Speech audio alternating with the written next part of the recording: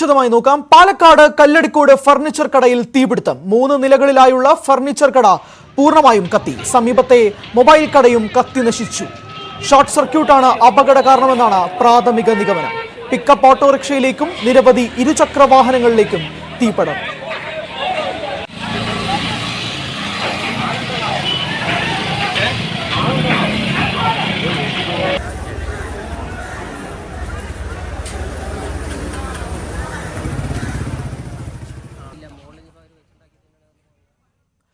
ഇടുക്കി തൊടുപുഴയിൽ പ്രതിഷേധ മാർച്ചിനിടെ പ്രവർത്തകൻ കുഴഞ്ഞു വീണ് മരിച്ചു. കേരള കോൺഗ്രസ് ജോസഫ് വിഭാഗം സംസ്ഥാന കമ്മിറ്റി അംഗം MK ചന്ദ്രനാണ് മരിച്ചത്.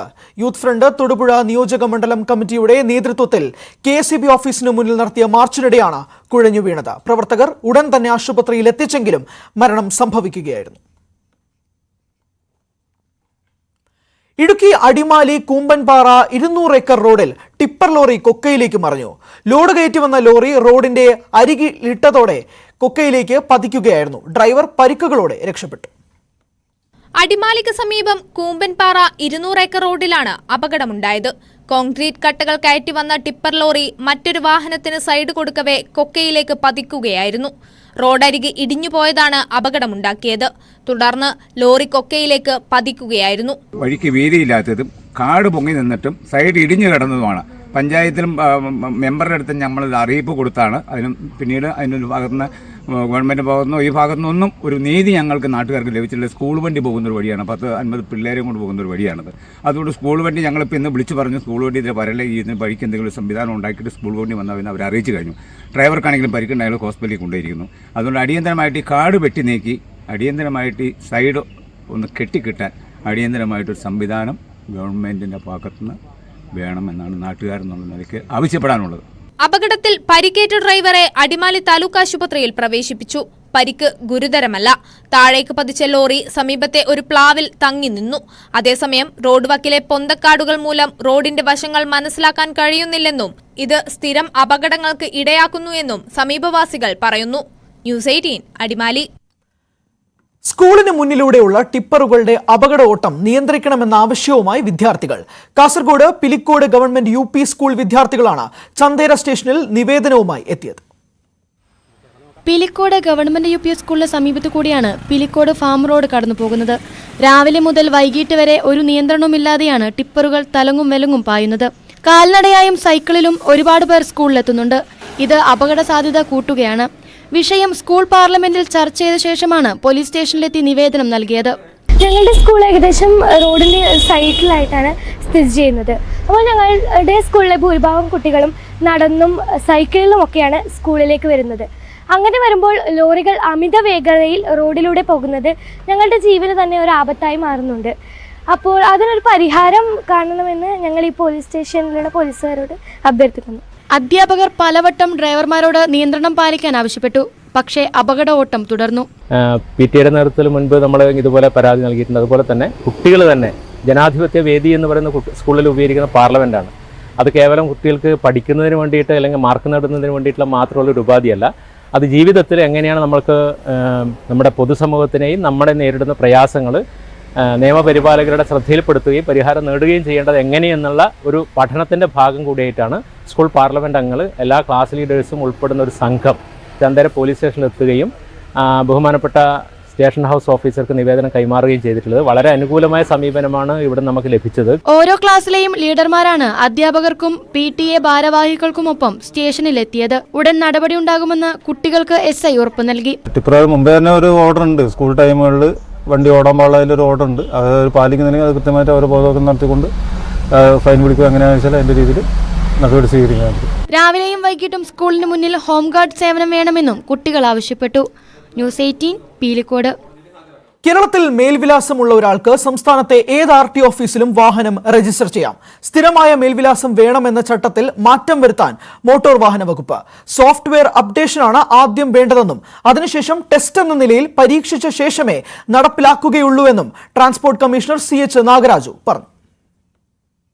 ഡ്രൈവിംഗ് ടെസ്റ്റിന്റെ ഒരു സിസ്റ്റം നമുക്ക് മാറ്റേണ്ട ആവശ്യം വരുമെന്ന് തോന്നുന്നു. കാരണം ഇപ്പോൾ ആകെ 20 ക്വസ്റ്റ്യൻ ആണ്. അതിന്റെ പെർസെൻറ്റേജ് നമുക്ക് 60%, 12 ആൻസേഴ്സ് കറക്റ്റ് ആയാൽ പാസ് ആവുന്നതാണ്. അതിന്റെ നമ്പർ ഓഫ് ക്വസ്റ്റ്യൻസ് കൂട്ടണം, നെഗറ്റീവ് മാർക്കിംഗ് വേണം.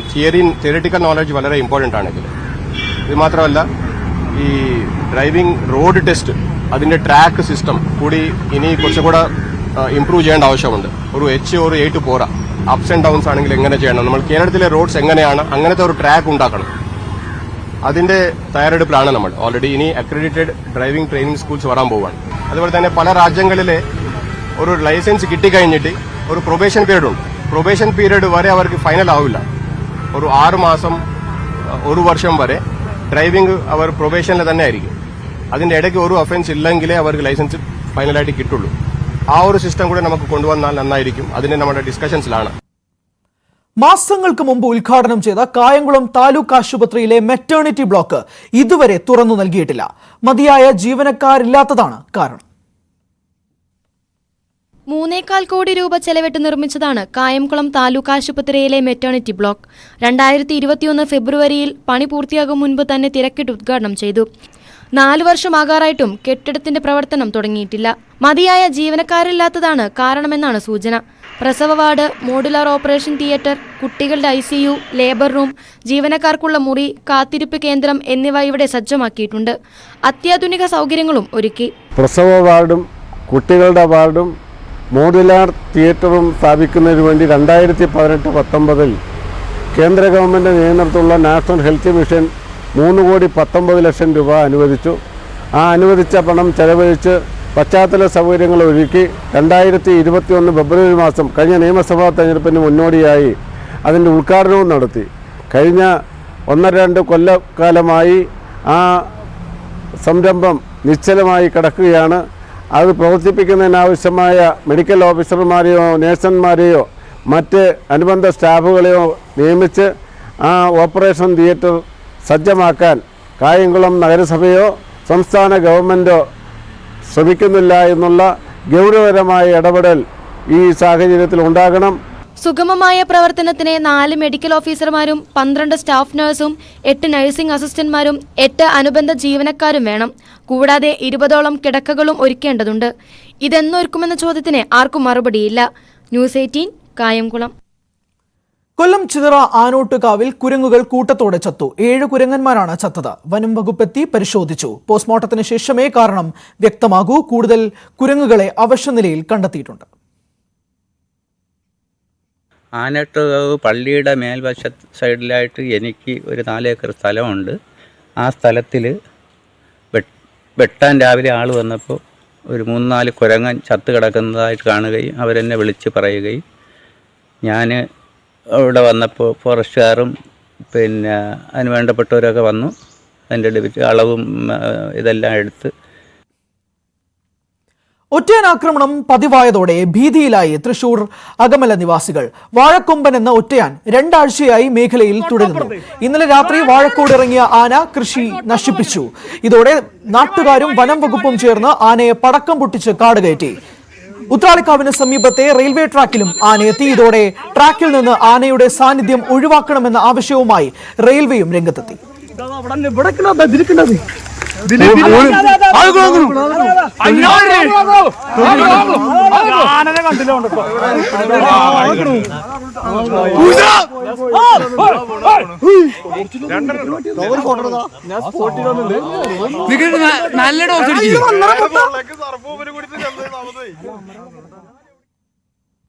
ഷൊർണൂരിലെ റെയിൽവേ ട്രാക്കിലേക്ക് ആനകൾ എത്തുന്ന സംഭവത്തിൽ റെയിൽവേയുമായി ചർച്ച നടത്തുമെന്ന് മന്ത്രി AK ശശീന്ദ്രൻ. പാലക്കാട് ഉണ്ടാക്കിയതുപോലെ ഷൊർണൂരിലും ആനകളെ നിയന്ത്രിക്കാൻ സംവിധാനം കൊണ്ടുവരുമെന്നും മന്ത്രി അറിയിച്ചു. കോതമംഗലം പാലമറ്റത്ത് ജനവാസ മേഖലയിൽ കാട്ടാന ഇറങ്ങി. ആനകൾ വ്യാപകമായി കൃഷി നശിപ്പിച്ചു.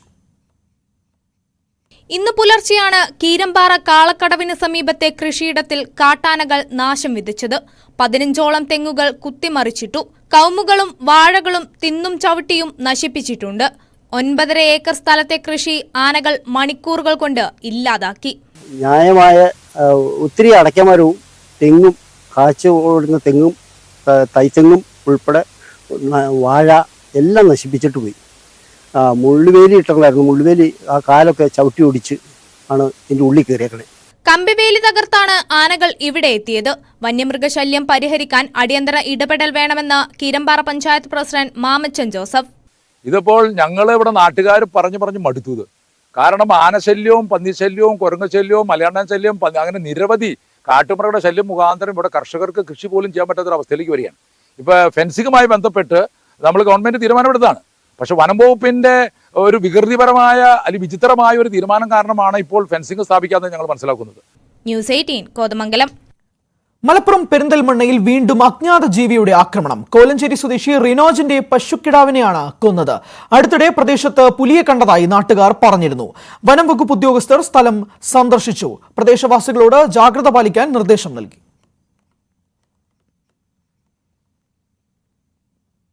പാലക്കാട് ധോണിയിൽ പുലിയുടെ ആക്രമണം. ആടിനെ ആക്രമിച്ചു. മേലെ ധോണി സ്വദേശി സുധയുടെ ആടിനെയാണ് ആക്രമിച്ചത്. വീടിനോട് ചേർന്ന് കെട്ടിയിട്ടിരിക്കുകയായിരുന്ന ആടിനെ 2 ദിവസം മുമ്പ് മായാപുരത്ത് പുലി ഇറങ്ങിയിരുന്നു. വനം വകുപ്പ് കൂട് സ്ഥാപിക്കണമെന്നാണ് നാട്ടുകാരുടെ ആവശ്യം.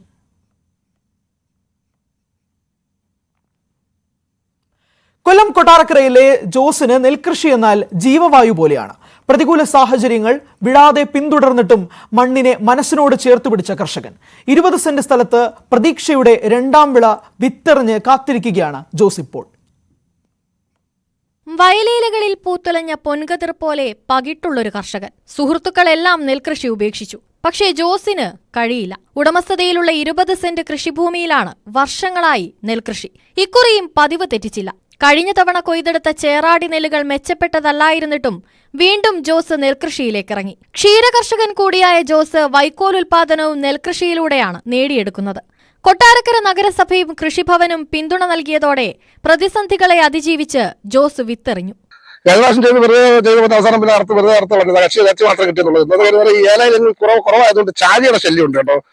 ഈ ഏല മൊത്തത്തിലുണ്ടെങ്കിൽ മാത്രമേ നമുക്ക് ചാരിയുടെ ശല്യം കുറഞ്ഞു കിട്ടും. ഇപ്പൊ റബ്ബർ ഇതൊക്കെ വന്നപ്പോഴത്തേക്ക് ഭയങ്കര ചാരി ശല്യം. പിന്നെ നമ്മൾ കൂടെ മരുന്നൊക്കെ അടിച്ചു കൊടുത്ത് കഴിഞ്ഞ പ്രാവശ്യം നല്ല പ്രാവശ്യം കുഴപ്പമൊന്നുമില്ലായിരുന്നു. അത് നമുക്ക് ആവശ്യമുള്ള കച്ചിയും കിട്ടി, നല്ല നെല്ലും കിട്ടിയായിരുന്നു. ഇടയ്ക്ക് വെച്ച് കഴിഞ്ഞ ട്രിപ്പ് കിട്ടിയത് പരാജയപ്പെട്ടു പോയി. നിലനിർത്തും. ജോസിന്റെ നെൽകൃഷിയോടുള്ള താല്പര്യം പ്രശംസനീയമെന്ന് നഗരസഭാ ചെയർമാൻ. നഗരപ്രദേശമായതുകൊണ്ട് നെൽകൃഷിക്ക് ആളുകൾ വിമുഖത കാണിക്കുന്ന ഒരു പ്രവണതയാണ് ഉള്ളത്. എങ്കിൽ തന്നെയും ജോസ് ചേരുവിനെ പോലുള്ള ആളുകൾ മുന്നോട്ട് നിൽക്കുകയും ഇത്രയും ഇവിടെ ബാക്കി ഭാഗങ്ങളെല്ലാം കരകൃഷി ആയിട്ടുണ്ടെങ്കിലും അച്ഛൻ ഇപ്പോഴും ഇത് നെൽകൃഷി തന്നെ തുടരുന്നുണ്ട്. പ്രതികൂല കാലാവസ്ഥയിൽ ആദ്യമെറിഞ്ഞ വിത്തുകൾ നഷ്ടപ്പെട്ടിരുന്നു. കുറഞ്ഞ കാലയളവിൽ വിളവ് ലഭിക്കുന്ന മനുരത്ന നെൽവിത്തുകളാണ് കൃഷി ഇറക്കിയത്. ന്യൂസ് 18 കൊട്ടാരക്കര. കോതമംഗലം പിണ്ടിമന ഗ്രാമപഞ്ചായത്ത് 2ാം വാർഡിൽ ചെങ്കരമനയത്ത് പാടത്ത് നെൽകൃഷി ആരംഭിച്ചു. വിത്തുവിത ആന്റണി ജോൺ MLA ഉദ്ഘാടനം ചെയ്തു. കൃഷിപ്പാടങ്ങൾ നേരിട്ട് കണ്ട് മനസ്സിലാക്കാൻ ചെങ്കര സ്കൂൾ വിദ്യാർത്ഥികളും പരിപാടിയുടെ ഭാഗമായി. കുട്ടികൾ നാടൻ പാട്ടുകൾ പാടി വിത്തുവിത ആഘോഷമാക്കി. പഞ്ചായത്ത് പ്രസിഡന്റ് ജെസി സാജു അധ്യക്ഷത വഹിച്ചു.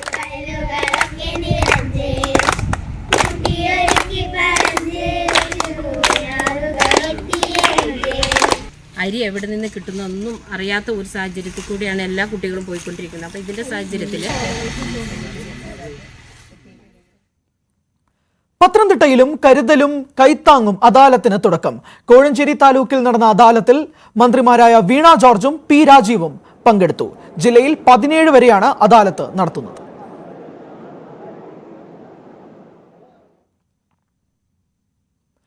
തൃശൂർ മേൽപ്പാലത്തിന് സമീപമുള്ള മാലിന്യ പ്രശ്നത്തിലും സാമൂഹ്യ വിരുദ്ധരുടെ ശല്യത്തിലും പ്രതിഷേധിച്ച് മഹിളാ കോൺഗ്രസ് കമ്മിറ്റിയുടെ നേതൃത്വത്തിൽ സമരം നടത്തി. മേൽപ്പാലത്തിന് താഴെ ഭക്ഷ്യമേള ഒരുക്കിയാണ് പ്രതിഷേധിച്ചത്. നഗരസഭാ പ്രതിപക്ഷ നേതാവ് KP ഉദയൻ സമരം ഉദ്ഘാടനം ചെയ്തു. മണ്ഡലം പ്രസിഡന്റ് പ്രിയ രാജേന്ദ്രൻ അധ്യക്ഷത വഹിച്ചു.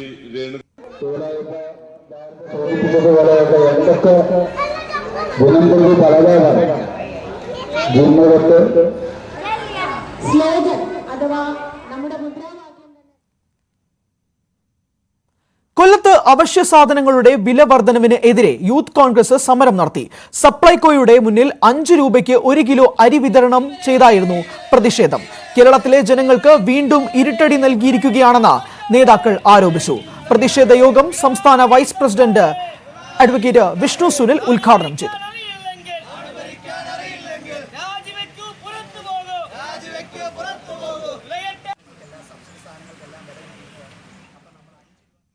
കൊല്ലം ആയൂരിൽ സാമൂഹ്യ വിരുദ്ധർ മതിൽ തകർത്തതായി പരാതി. പൂവണത്തും മൂട്ടിൽ സാജുവിന്റെ ഉടമസ്ഥതയിലുള്ള വീടിന്റെ മതിലാണ് തകർത്തത്. ഇന്ന് പുലർച്ചെ 1:30 ഒരു സംഘം ആളുകൾ ആയുധങ്ങളുമായി എത്തി മതിൽ പൊളിക്കുകയും വീട്ടുടമയെ കണ്ടു ഇവർ ഓടി രക്ഷപ്പെടുകയും ചെയ്തു. വീട്ടുടമയുടെ പരാതിയിൽ പോലീസ് കേസെടുത്ത് അന്വേഷണം ആരംഭിച്ചു. ഇന്നലെ രാത്രി ഈ 1 ലക്ഷം രൂപയ്ക്ക് മുകളിൽ ചെലവായ നമ്മുടെ മതില് ഇവര് സാമൂഹ്യ വിരുദ്ധന്മാര് രാത്രിയിൽ വന്ന് ഇരുട്ടിന്റെ മറവിൽ തല്ലി തകർത്ത് നശിപ്പിച്ചിരിക്കുകയാണ്. അപ്പൊ പോലീസ് സ്റ്റേഷനിൽ ഇന്നലെ രാത്രി തന്നെ പോയി പരാതി എഴുതി രേഖാമൂലം കൊടുക്കുകയും ആ പരാതി പോലീസ് അന്വേഷിക്കുന്നതിന് ഇന്നിവിടെ വരികയും ചെയ്തിട്ടുണ്ട്. ഇതിനകത്ത് ഞങ്ങൾക്ക് ചില ആളുകളെ സംശയമുണ്ട്. ആ ആളുകളുടെ പേരുകൾ നമ്മൾ ഇപ്പൊ പറയുന്നില്ല. പോലീസ് കൃത്യമായ ഒരു അന്വേഷണം നടത്തുകയാണെങ്കിൽ അവരോട് ഈ കാര്യങ്ങൾ ആ വിവരങ്ങളെല്ലാം ഞങ്ങൾ പങ്കുവയ്ക്കുകയും നിയമത്തിന്റെ മുൻപിൽ ആ കുറ്റവാളികളെ കൊണ്ടുവരാനുള്ള അവസാന പരിശ്രമം വരെ ഞങ്ങൾ കൃത്യമായി നടത്തുകയും ചെയ്യും. പാലക്കാട് നാഗലശ്ശേരിയിലെ സർക്കാർ ITIയിൽ ക്ലാസുകൾക്ക് തുടക്കമായി. മന്ത്രി MP രാജേഷ് ഉദ്ഘാടനം ചെയ്തു. 4 കോഴ്സുകളിലായി 48 കുട്ടികളാണുള്ളത്.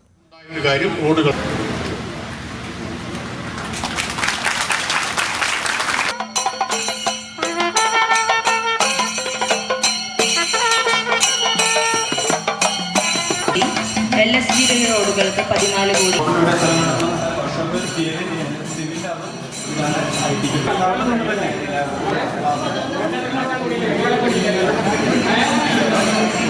അതോടൊപ്പം തന്നെ നമ്മുടെ എല്ലാവർക്കും അറിയാവുന്ന ഈ സിംഗപ്പൂരിൽ വെച്ച് നടന്ന 16ാമത് ഏഷ്യ പസഫിക് ഷിറ്റോറിയു ചാമ്പ്യൻഷിപ്പിൽ സ്വർണം നേടിയ ഊന്നുകൽ സ്വദേശി രഞ്ജിത്ത് ജോസിന് സ്വീകരണം നൽകി. കോതമംഗലം താലൂക്ക് പൗരസമിതിയുടെ നേതൃത്വത്തിലാണ് ആദരിച്ചത്. പൗരസമിതി ചെയർമാൻ അഡ്വക്കേറ്റ് പോൾ മുണ്ടയ്ക്കൽ സ്വീകരണ സമ്മേളനം ഉദ്ഘാടനം ചെയ്തു.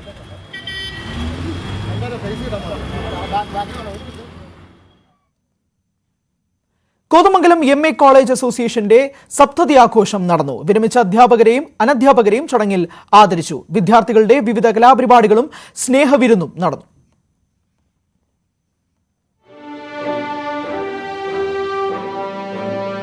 വരെ സാറ് സേവനമനുഷ്ഠിച്ചിരുന്നു.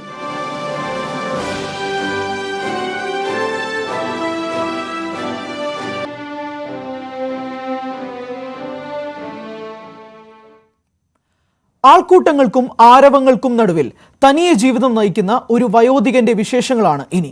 6 പതിറ്റാണ്ടായി തെരുവിൽ കച്ചവടം ചെയ്യുന്ന 87കാരൻ. അധ്വാനിക്കാതെ പണം സമ്പാദിക്കാൻ വെമ്പൽ കൊള്ളുന്ന പുതുതലമുറയ്ക്ക് ഈ മനുഷ്യൻ ഉറപ്പായും ഒരു മാതൃകയാണ്. വയസ്സെത്രയായി? 87. എവിടെയാ സ്ഥലം? തലസ്ഥാന നഗരിയിലെ ഒരു ദേവാലയത്തിന്റെ തിരുനാൾ ആഘോഷങ്ങൾക്കിടയിലാണ് തെരുവിൽ കച്ചവടം നടത്തുന്ന ഈ വയോധികനിൽ ശ്രദ്ധ പതിഞ്ഞത്. 87ാം വയസ്സിലും പരസഹായമൊന്നുമില്ലാതെ ചുറുചുറുക്കോടെ അധ്വാനിച്ച് ജീവിക്കുകയാണ് പുളിയറക്കോണം സ്വദേശിയായ തോമസ്. നോക്കാൻ ആരുമില്ലെങ്കിലും പരിഭവം ഒന്നുമില്ല. ആരുണ്ട് വീട്ടിലാരുണ്ട്? തനിച്ചാണ്?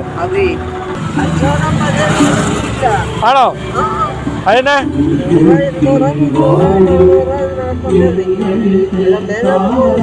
എത്ര രൂപയ്ക്ക് കിട്ടും?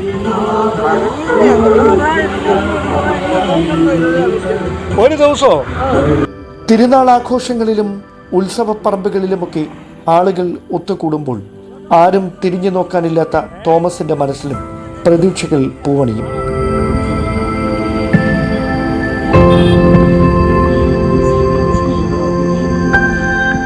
പ്രായം തളർത്താത്ത മനസ്സുമായി ജീവിതത്തിന്റെ 2 അറ്റം കൂട്ടിമുട്ടിക്കാൻ ഈ വയോധികന്റെ തെരുവിലെ ജീവിതം ഇങ്ങനെ തുടരുകയാണ്. ലക്ഷ്യം ഇനി അടുത്ത ഉത്സവപ്പറമ്പ്. Dan Kurian, news 18, Thiruvananthapuram. ശരണമന്ത്ര മുഖരിതം സന്നിധാനം. ശബരീശ ദർശനം നിങ്ങൾക്കായി സമർപ്പിക്കുന്നത് മിൽമ ഗീ. വ്രതശുദ്ധിയുടെയും നന്മയുടെയും നാളുകൾ പരിശുദ്ധമാക്കാം മിൽമയ്ക്കൊപ്പം. 18ാം പടിക്ക് താഴെ നാളികേരം ഉടച്ചാണ് അയ്യപ്പന്റെ തിരുസന്നിധിയിലേക്ക് ഭക്തരെത്തുന്നത്. നാളികേരം ഉടയ്ക്കുന്ന കാഴ്ച എല്ലാവരുടെയും മനസ്സിൽ ഉണ്ടെങ്കിലും അവിടെ അറിയപ്പെടാതെ പോകുന്ന ചിലരുണ്ട്. തീർത്ഥാടകർ എത്തുമ്പോൾ വിശ്രമിക്കാതെ പണിയെടുക്കുന്ന ആ മനുഷ്യരുടെ കാഴ്ചകളിലേക്ക്.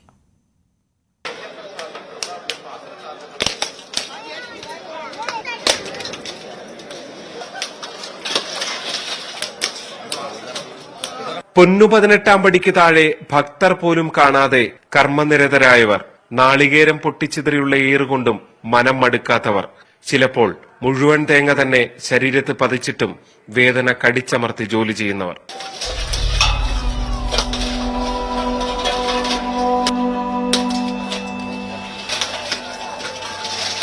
കഷ്ടപ്പാടുണ്ട്. കഷ്ടപ്പാടെന്ന് പറഞ്ഞാൽ നല്ല കഷ്ടപ്പാട്. ശരിക്കും സ്വാമി പറഞ്ഞാൽ നേറുള്ളൂ. ഈ ഹെൽമെറ്റൊക്കെ ചുമ്മാ ഏറിന് വെച്ചേക്കുന്നുള്ളതേ ഉള്ളൂ. എന്നാലും കൈക്കും കാലിലും മുഖത്തുള്ള ഏറ് കഴിക്കുന്നുണ്ട്.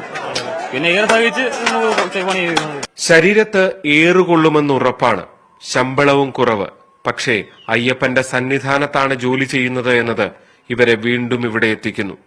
ഏറ് കൊള്ളാതിരിക്കാൻ എന്തെങ്കിലും ഒരു സുരക്ഷ അങ്ങനെ ഒരു മാർഗവുമില്ല. ഏറ് കൊണ്ടേ വെച്ചു. ഇന്ന് തന്നെ ഇപ്പൊ രാവിലെ തൊട്ട് കുറെ ഏറ് മേടിച്ചിട്ടിരിക്കുക. ഏറ് മേടിച്ചാലും പിന്നെ ഇത് തന്നെ ശമ്പളം കുറവാണെങ്കിലും അയ്യപ്പൻ ഒന്നായതുകൊണ്ട് പുണ്യം. സ്വകാര്യ കമ്പനിയുടെ കരാർ ഏറ്റെടുത്താണ് സുധീഷ് ഉൾപ്പെടെയുള്ള തൊഴിലാളികൾ പണിയെടുക്കുന്നത്. പരിമിതമായ സാഹചര്യങ്ങളിൽ നിൽക്കുമ്പോഴും അയ്യപ്പന്റെ സന്നിധാനം ഇവരുടെ ജീവിതത്തിന് നിറം പകരുന്നു. ഇതുപോലെ സാഹസികമായി ജോലി ചെയ്യുന്ന ഒരുപാട് മനുഷ്യരുടെ അധ്വാനം കൂടിയുണ്ട് ശബരിമല തീർത്ഥാടനത്തിന്. തീർത്ഥാടനം സുഗമമാകുന്നത് ഇവരുടെ കൂടി അധ്വാനം കൊണ്ടാണ്. ക്യാമറമാൻ ബിപിൻ മുരളിക്കൊപ്പം ജി ശ്രീജിത്ത്, ന്യൂസ് 18 സന്നിധാനം. ശബരീശ ദർശനം നിങ്ങൾക്കായി സമർപ്പിക്കുന്നത് മിൽമ ഗീ. വ്രതശുദ്ധിയുടെയും നന്മയുടെയും നാളുകൾ പരിശുദ്ധമാക്കാം മിൽമയ്ക്കൊപ്പം. ഇനി സ്വർണം വെള്ളി നിരക്കുകൾ നോക്കാം. കവിത ഗോൾഡ് ആൻഡ് ഡയമണ്ട്സ് ഇന്നത്തെ സ്വർണം വെള്ളി നിരക്കുകൾ നിങ്ങൾക്കായി സമർപ്പിക്കുന്നത് Kavitha gold and diamonds. Choose your special. 22 carat സ്വർണം ഗ്രാമിന് 7110, പവന് 56,880. 18 കാരറ്റ് സ്വർണം ഗ്രാമ് 5885, പവന് 47,080. വെള്ളി ഗ്രാമിന് 98, kilo 98,000. Kavitha gold and diamonds ഇന്നത്തെ സ്വർണം വെള്ളി നിരക്കുകൾ നിങ്ങൾക്കായി സമർപ്പിക്കുന്നത് Kavitha gold and diamonds. Choose